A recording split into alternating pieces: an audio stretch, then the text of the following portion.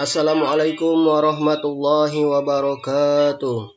Kita kembali lagi belajar dari rumah melalui TVRI pada tanggal 19 Agustus tahun 2020.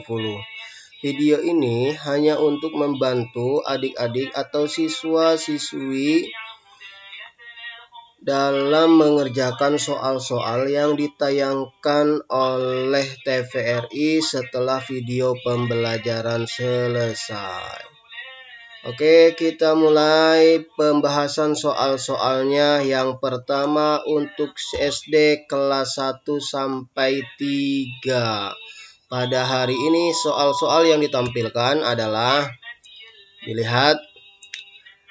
Yang pertama, Adi mempunyai 15 kelereng. Haikal mempunyai 4 kelereng. Berapa kelereng Adi dan Haikal jika dikabungkan? Itu pertanyaan pertama. Kemudian pertanyaan yang kedua, selesaikan penjumlahan berikut. A. 37 tambah 8, B. 29 tambah 15. Kita mulai pembahasan dari soal-soal tersebut. Yang pertama, kelereng Adi tadi sama dengan 15. Kemudian kelereng Haikal sama dengan 4. Jadi kalau digabungkan kelereng Adi dan Haikal 15 ditambah 4 sama dengan 19. Jadi kelereng mereka jika digabungkan ada 19 kelereng.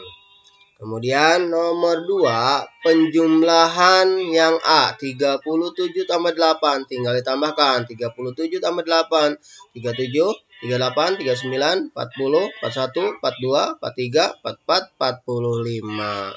Atau adik-adik juga bisa dengan cara susun, tapi ini gampang. Kemudian yang B, 29 ditambah 15 sama dengan 44, bisa pakai cara susun. Jadi 29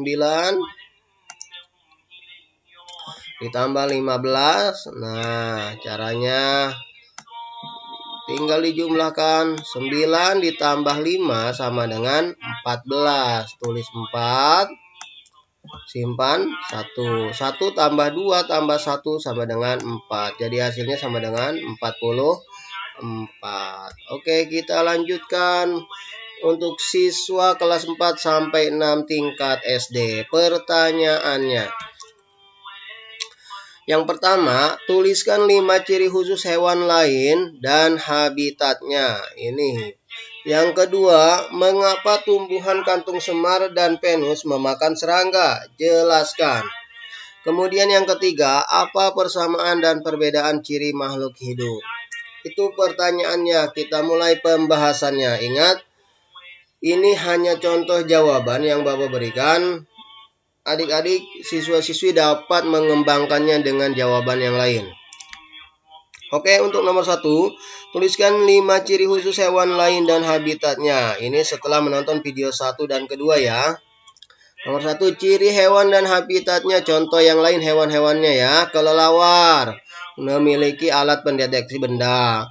Cicak memiliki kaki yang lengket dan bersifat autotomi. Bebek memiliki kaki yang berselaput. Burung hantu memiliki kepala yang bisa memutar ke belakang. Bunglon bisa merubah warna kulitnya. Terenggiling bisa menggiling tubuhnya. Unta memiliki punuk. Ular memiliki bisa. Landak memiliki tubuh yang berduri. Cumi-cumi mampu mengeluarkan tinta hitam. Itu kira-kira ciri khusus hewan dan habitatnya. Nah, sekarang kita ke nomor 2. Pertanyaannya tadi, kantung semar dan juga penus. Nah, mengapa memakan serangga? Jadi, kenapa memakan serangga? Tumbuhan kantung semar dan penus memakan serangga atau disebut juga insektivora, memakan serangga. Ia memakan serangga karena tumbuh di rawa-rawa yang kandungan nitrogennya sedikit, sehingga tidak memenuhi kebutuhan tumbuhan atau kebutuhan kantung semar dan penus. Sehingga ia memakan dan bergantung pada serangga sebagai pelengkap nutrisi. Caranya memakannya, ia memakan serangga kantung semar akan mengeluarkan aroma dari kelenjar nektar untuk menarik serangga masuk. Itu untuk soal nomor 2. Kita lanjutkan ke soal nomor ketiga. Apa persamaan dan perbedaan ciri makhluk hidup? Perhatikan nomor 3 persamaannya. Persamaan ciri makhluk hidup akan dikelompokkan ke dalam unit atau takson, di mana takson tertinggi diduduki oleh makhluk hidup yang memiliki sedikit persamaan ciri, dan semakin ke bawah urutannya diduduki oleh makhluk hidup yang memiliki banyak persamaan ciri.